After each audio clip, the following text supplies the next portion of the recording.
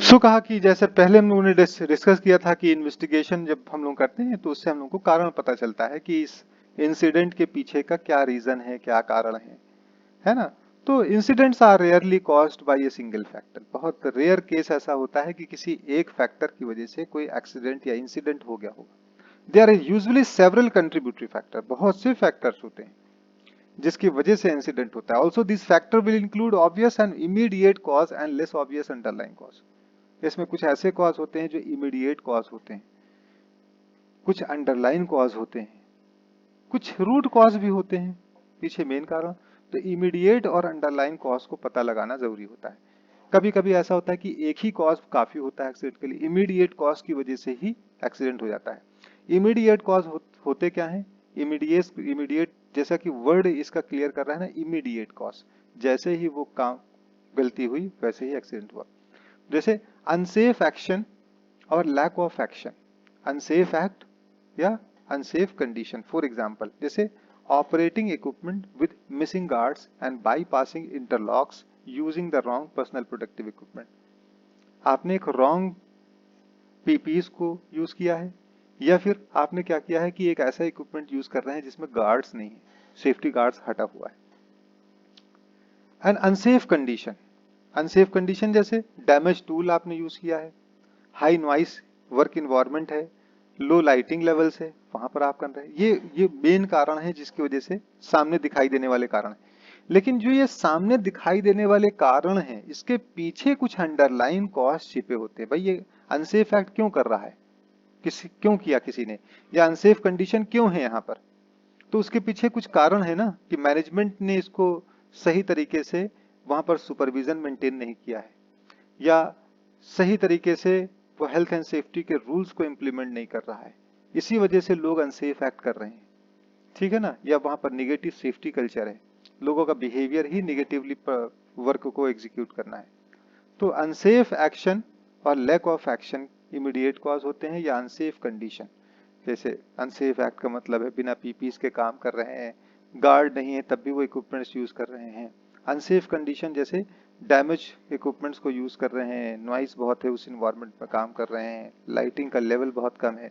तो ये immediate cause होता है। फिर अंडरलाइन कॉज क्या होता है? इमीडिएट कॉज के पीछे का कारण, जिसकी वजह से इमीडिएट कॉज अराइज हुए हैं।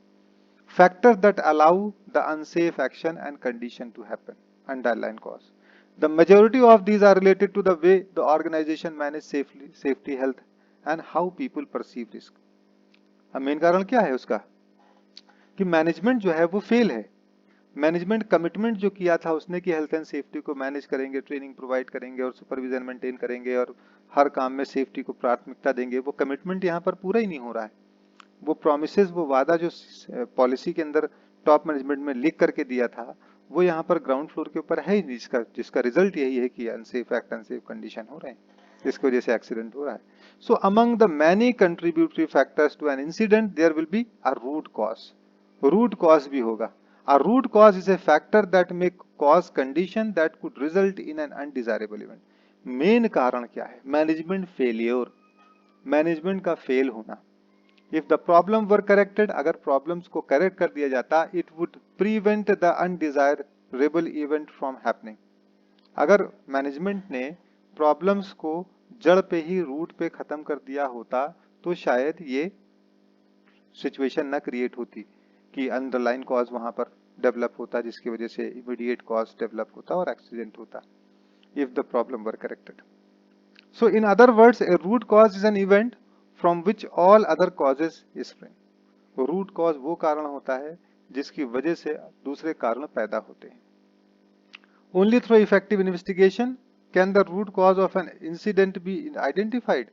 It's important to find out what happened, but also why it happened. It's unusual for an incident to have just a single root cause. सिर्फ एक मेन कारण रूट कॉज की वजह से एक्सीडेंट नहीं होता है, बल्कि बहुत से कंट्रीब्यूटरी फैक्टर्स होते हैं। तो सिर्फ मेन कारण पता लगाना नहीं होता कि मेन कारण क्या है, बल्कि मेन कारण के साथ और भी कौन कौन से कारण हैं जिसकी वजह से एक्सीडेंट हुआ है, यह भी पता लगाना जरूरी होता है। Who carry out an investigation, कौन करता है इन्वेस्टिगेशन? भाई कॉम्पिटेंट पर्सन ही करेगा, जिसको अथॉरिटी होगी, जिसके पास कॉम्पिटेंसी होगी, जिसके पास स्किल्स होगी, जिसके पास नॉलेज होगी, चूंकि ये टीम अप्रोच है, इसको अकेले बंदे को नहीं दिया जाता है कि जा करके इन्वेस्टिगेट कर लो। जिस लेवल का एक्सीडेंट होगा उस लेवल की इन्वेस्टिगेशन की जाती है। अगर छोटा मोटा एक इंसिडेंट है, नॉर्मल है, तो उसके लिए जरूरी नहीं है कि हम बहुत ज्यादा जो है वो हाई लेवल की इन्वेस्टिगेशन करें। क्योंकि एक स्टूडेंट था हमारा, वो गोदरेज में काम करता था, बॉम्बे के अंदर इंडस्ट्री के अंदर प्लांट में। तो उसके यहाँ एक एम्प्लॉय को एक छोटा सा कोई कीड़ा था, इंसेक्ट बाइट हुआ। तो उसने उसकी वजह से बहुत लंबा इन्वेस्टिगेशन चला, महीनों उसके ऊपर इन्वेस्टिगेशन चलता रहा और रूट कॉज का पता लगाया गया। क्योंकि रूट कॉज अगर नहीं पता करेंगे तो वो इंसेक्ट कौन सा इंसेक्ट है, या फर्दर और भी इंसेक्ट हो सकते हैं और एम्प्लॉइज को इंसेक्ट बाइट की वजह से कुछ नुकसान, हेल्थ इश्यूज हो सकते हैं। तो लेवल ऑफ इन्वेस्टिगेशन कंपनी के स्टैंडर्ड्स के ऊपर भी डिपेंड करता है और लेवल ऑफ इन्वेस्टिगेशन एक्सीडेंट्स के लेवल के ऊपर भी डिपेंड करता है कि इन्वेस्टिगेशन कितना सीवियर, यानी बड़ा अगर एक्सीडेंट हुआ है तो अच्छा इन्वेस्टिगेशन करना होगा, टॉप मैनेजमेंट को इन्वॉल्व करना होगा। So a team carrying out an incident investigation will need a range of knowledge, skills and experience. The team should be led by someone with enough authority and knowledge to make authoritative recommendations. An ideal team may include, तो ऐसी team, एक team approach की आवश्यकता पड़ती है और वो team के बंदे, उनको सफिशिएंट जो रिक्वायर्ड नॉलेज है, स्किल्स है, एक्सपीरियंस है, वो होना चाहिए उनके पास। और जो टीम को लीड किया जाएगा वो उस बंदे के पास अथॉरिटी नॉलेज होना चाहिए, है ना। और उसको ये अथॉरिटी होना चाहिए कि वो रिकमेंडेशन भी दे सके, सुधार के लिए कुछ कंट्रोल मेजर भी बताएगा वो। तो टीम में कौन कौन हो सकता है? Someone familiar with the work location, जो वर्क लोकेशन से फैमिलियर हो। सुपरवाइजर और manager from the work location, उसका मैनेजर सुपरवाइजर हो सकता है। सीनियर मैनेजर हो सकता है जिसको अथॉरिटी है ना, जो इन्फ्लुएंस है। एक सेफ्टी एंड हेल्थ एक्सपर्ट हो सकता है, वर्कर का रिप्रेजेंटेटिव हो सकता है।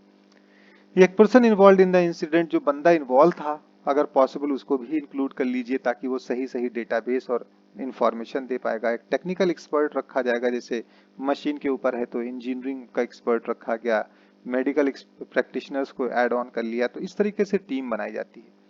फिर इंसिडेंट को रिपोर्ट करना होता है। तो डिफरेंट ऑर्गेनाइजेशन में जो इंसिडेंट रिपोर्ट का जो फॉर्म होता है वो अलग अलग हो सकता है। ये आयुष ने अपना रिपोर्ट फॉर्म बताया है। इसमें क्या है? Date and time of event, किस डेट और किस टाइम पे हुआ है, कंपनी का नाम क्या है, डिपार्टमेंट कौन सा है, लोकेशन क्या है उसका, ये लिखा जाएगा। अब टाइप ऑफ इवेंट कैसा है, इंजरी हुई है कि इल हेल्थ हुआ है, बीमार हुआ है, या नियर मिस हुआ है, किस टाइप का है, जैसा होगा वैसे टिक मार दीजिए।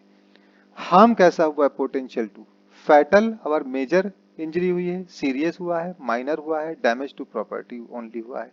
अगर सिर्फ क्रेन का बूम टूटा है तो सिर्फ डैमेज ऑफ टू प्रॉपर्टी पर क्लिक करेंगे। अगर छोटा एक माइनर है कि उंगली कट गई है, फर्स्ट एड की रिक्वायरमेंट थी तो उस पर आपने टिक कर दिया। या सीरियस हुआ है जिसमें लगभग हॉस्पिटलाइज करना पड़ा या हॉस्पिटल तक ट्रीटमेंट कराना पड़ा है, तो रिपोर्टेबल इंजरीज हुई है जो 48 आवर्स तक के वर्कर फिट नहीं हो पाया काम पे।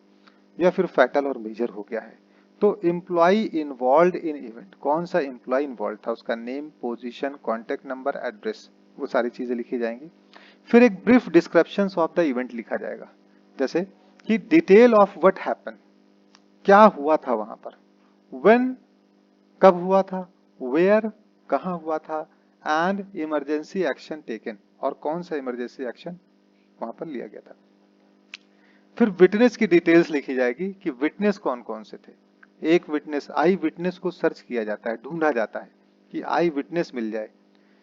आई विटनेस अगर दो मिल गए हैं तो दोनों को सेपरेट कर दिया जाता है। क्योंकि इंसिडेंट इन्वेस्टिगेशन में हम लोग साइड के ऊपर ये भी देखते हैं ना कि किसी ने दुश्मनी में धक्का तो नहीं दे दिया किसी को, वो चक्कर खा के गिरा है या किसी ने ढकेला है, ये भी तो पता करना पड़ेगा। ऐसा तो नहीं कि कोई लेबर के अंदर कोई साइको बंदा हो जो साइकिक हो और उसका बिहेवियर बहुत एग्रेसिव मोड का हो, किसी को हार्म कर रहा हो। तो इन्वेस्टिगेशन में हर चीज पता की जाती है। तो जो आई विटनेस होते हैं उनको सेपरेट कर दिया जाता है, तुरंत इसलिए सेपरेट कर दिया जाता है कि ये आपस में मिल करके कोई स्टोरी ना बना पाए। और अलग करने के बाद दोनों का अलग अलग इंटरव्यू लिया जाता है। जैसे केएसए के अंदर, सऊदी अरब के अंदर ड्राइव करते थे हम लोग, रोड के ऊपर व्हीकल ड्राइव करते थे। तो उसमें अगर रोड के ऊपर एक्सीडेंट हो जाता है तो लोग झगड़ा नहीं करते, बेसिकली वो वहां पर रुकेंगे, एक दूसरे से पूछेंगे कोई प्रॉब्लम तो नहीं, फिर अलग सेपरेट हो जाएंगे, कॉल करेंगे, ट्रैफिक पुलिस का बंदा आएगा वहां पर और दोनों लोगों को अलग कर देगा और अलग अलग इंटरव्यू लेगा। जिसकी गलती होगी उसको जो है वो रिपोर्ट बना के दे देगा, पेपर बना के दे देगा, फिर कहेगा आप जा सकते हैं। तो अलग सेपरेटिस्ट लेकर दिया जाता है कि ताकि वो लोग स्टोरी ना बना पाए, एक दूसरे को ऐसा ना कह पाए कि सेम सेम स्टोरी बना लिया, दोनों उन दोनों की गलती से उसको चोट लगी थी तो उन लोगों ने एक नई स्टोरी बना ली। तो इस वजह से दोनों विटनेस अलग करके और दोनों के अलग अलग इंटरव्यूज कंडक्ट कराए जाते हैं। लेकिन जब इंटरव्यूज कंडक्ट कराया जाता है तो कुछ चीजें उनको पहले से ब्रीफ कर दी जाती है। जैसे उनको बताया जाता है कि आपका पार्टिसिपेशन बहुत इंपॉर्टेंट रोल प्ले करता है, हो सकता है कि हाइड करने की जरूरत हो तो उनकी डिटेल्स भी हाइड कर दी जाएगी। फिर उनसे कहा जाएगा कि ये इन्वेस्टिगेशन का जो ऑब्जेक्टिव पर्पस है ना, ये किसी को ब्लेम करना नहीं है, बल्कि हम इसके मेन कारणों को पता लगा के उस कारणों को हटाएंगे ताकि दोबारा ऐसा ना हो कि आपको ही वही ऐसा ही एक्सीडेंट सेम करना पड़े। तो उनको कंफर्ट फील कराया जाता है, फियर नहीं होना चाहिए, डर नहीं होना चाहिए, है ना, कि क्यों हमसे पूछ रहे हैं, हमारे ऊपर जवाबदेही तो नहीं आ जाएगी, हमारी जिम्मेदारी तो नहीं आ जाएगी। तो उसको कंफर्ट फील करा के ही उनको इंटरव्यू, और जो जरूरत वाली चीज होती है उसको रिकॉर्ड कर लिया जाता है, नोट कर लिया जाता है, नीड है तो वीडियो रिकॉर्डिंग भी आप कर सकते हैं। इस तरीके से इंफॉर्मेशन को आप सेव कर सकते हैं ताकि भूल ना जाए या मिस ना हो जाए। फिर एक ही सवाल को कई बार रिपीट करके पूछा जाता है, घुमा घुमा के, कि अगर स्टोरी बना रहे होंगे तो अपने जवाब में इनके फर्क होगा। अगर एक ही सवाल घुमा घुमा के पूछे जाएंगे एक ही चीज के बारे में, तो अगर उसने कहानी बनाई है, रियल स्टोरी बता रहा होगा, तो वो 2 बार 3 बार 4 बार में उसकी स्टोरी में चेंजेस नहीं आएंगे। और अगर वो मनगढ़ंत कहानी बना रहा होगा तो उसकी कहानियां जो है वो चेंज हो जाएंगी। ठीक है।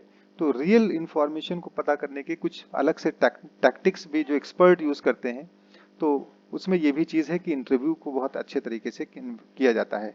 तो detail of I witness if any name positions contact number उनके लिख लिए जाते हैं, फिर उनका इंटरव्यू कंडक्ट किया जाता है, उसकी इंफॉर्मेशन नोट डाउन कर ली जाती है। फिर इन्वेस्टिगेशन रिक्वायर्ड, इन्वेस्टिगेशन की जो लेवल है वो कैसी है, जैसे investigation level, priority and leader of investigation कौन होगा। जैसे हाई लेवल की इन्वेस्टिगेशन होगी, मीडियम होगी, लो होगी कि मिनिमल होगी, कितना होगा। फिर उसके बाद रिपोर्टेबल, डेट एंड टाइम, किसको रिपोर्ट करेंगे, यस रिपोर्टेबल है। एंट्री इन एक्सीडेंट बुक, अगर एक्सीडेंट हुआ है तो एंट्री बुक में आपको रिकॉर्ड को मेंटेन करना पड़ेगा। फिर रिपोर्टेड बाय, किसने रिपोर्ट किया, पोजीशन, डेट एंड सिग्नेचर, जो इसको रिपोर्ट करेगा। जो इन्वेस्टिगेशन की रिपोर्ट अब बनेगी, इन्वेस्टिगेशन की रिपोर्ट में इवेंट की डिटेल लिखी जाएगी, कंपनी है, डिपार्टमेंट है, लोकेशन है, इसकी डिटेल्स, इवेंट की कि एम्प्लॉय कौन सा इन्वॉल्व था, इंजरी या इल हेल्थ अगर हुआ है कैसा हुआ है, लोकेशन, डेट और टाइम। फिर इन्वेस्टिगेशन की डिटेल्स यहाँ पर पूरी होगी। डिटेल्स में क्या लिखेंगे, इसमें क्या क्या चीजें इंक्लूड होनी चाहिए। पहली चीज तो है कि ओवरव्यू ऑफ द इवेंट होना चाहिए, कि एक फॉर्कलिफ्ट थी और उस फॉर्कलिफ्ट जो है बोलते हैं, एक व्हीकल्स को बोलते हैं जिससे सामान को कैरी किया जाता है, लोड उठाया जाता है, आगे फॉर्क निकला होता है, कांटा। तो फॉर्कलिफ्ट थी, वो किसी एक पेडिस्ट्रियन पैदल चलने वाले को उसने हिट कर दिया जिसकी वजह से पैर टूट गया उसका। फिर एक्टिविटीज बीइंग परफॉर्म, कौन सी एक्टिविटीज परफॉर्म की जा रही थी, कि मैनुअल हैंडलिंग, रोड क्रॉस कर रहा था पेडिस्ट्रियन और लोड को कैरी कर रही थी फॉर्कलिफ्ट, तो mechanical handling of the load हो रहा था। फिर इक्विपमेंट कौन सा यूज हो रहा था, उसमें फॉर्कलिफ्ट व्हीकल यूज हो रही थी। वर्किंग कंडीशन कैसी थी, वर्किंग कंडीशन के बारे में लिखना होगा। सेफ्टी ऑफ वर्किंग प्रोसीजर उसके बारे में मेंशन करना होगा। मेंटेनेंस ऑफ व्हीकल्स के बारे में रिकॉर्ड होगा कि कब मेंटेन की गई थी, 1 महीने पहले हुई थी या 3 महीने पहले हुई थी या 5 साल पहले हुई थी। फिर फिर कॉम्पिटेंस ऑफ पीपल इन्वॉल्व, कौन कौन से बंदे उनके इन्वॉल्व थे उसके अंदर। वर्क प्लेस लेआउट क्या था वहां का, उसको लिखा जाएगा कि कहाँ पर था, किस कॉर्नर पे, लेफ्ट से कितनी दूरी पर एक खाका खींचा जाता है, ब्लूप्रिंट बनाया जाता है, वो लेआउट होगा। फिर सेफ्टी इक्विपमेंट्स जो यूज किए गए थे उसकी डिटेल्स होगी उसमें, और भी कोई अदर कंडीशंस जिसकी वजह से वो इवेंट इन्फ्लुएंस हुआ था उसको भी लिखा जाएगा। ठीक है ना, जैसे वो वर्कर था, उसने अनऑथराइज रास्ते के ऊपर उसने शॉर्टकट मारा, तो ये एक अदर इंफॉर्मेशन मिल गई जिसको भी मेंशन किया जाएगा। फिर रिपोर्ट, रिपोर्ट जब बनेगी तो उसके अंदर जैसे ऊपर की आपने देखा ना डिटेलिंग्स हुई, इंसिडेंट इन्वेस्टिगेशन, ये एक ही में चल रहा है अभी, ऐसा नहीं कि अलग अलग है। इन्वेस्टिगेट किया आपने, फिर उसके बाद इंसिडेंट की रिपोर्ट बनाई, तो इसमें सिर्फ ओवरव्यू आपने लिखा। फिर यहाँ पर आप लिखेंगे कि इमीडिएट कॉज क्या था, तो इमीडिएट कॉज क्या था कि जो फॉर्कलिफ्ट ऑपरेटर था, दो कॉज हो सकते हैं, उसने जो है वो उसने ब्रेक अप्लाई किया, लेकिन जो है व्हीकल्स जो है वो उसकी जो फॉर्कलिफ्ट थी वो फिसल गई और फिसल करके और उस वर्कर को हिट किया उसने। अंडरलाइन कॉज क्या था कि उस वहां पर ऑयल जो है वो पड़ा हुआ था फ्लोर के ऊपर, और ऑयल पड़ा होने का रीजन क्या था, वहां पर रूट कॉज क्या था कि lack of maintenance due to negligence of the management.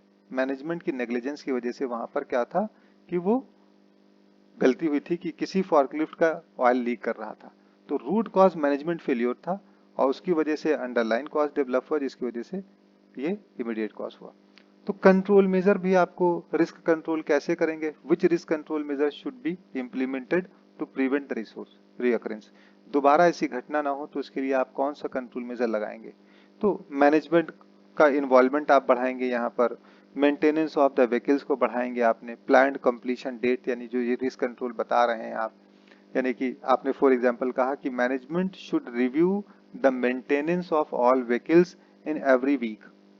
हर सप्ताह में मेंटेनेंस रिकॉर्ड को मैनेजमेंट चेक करेगा, तभी तो मेंटेन रहेगी। फिर प्लान्ड और कंप्लीशन डेट क्या होगा, विद इन ए वीक आप इस चीज को इम्प्लीमेंट कर दें। एक्चुअल कंप्लीशन जो होगा वो कितने दिन में हो सकता है कि मैक्सिमम 15 डेज में हो जाए। कौन सा मैनेजर रिस्पॉन्सिबल होगा, ये व्हीकल्स का जो ट्रांसपोर्ट मैनेजमेंट देखता है उसका मैनेजर उसके लिए रिस्पॉन्सिबल होगा। तो इस तरीके से which risk control measure should be implemented to prevent recurrence, prevent करने के लिए। फिर which risk assessment and safe working procedure need to be reviewed and updated.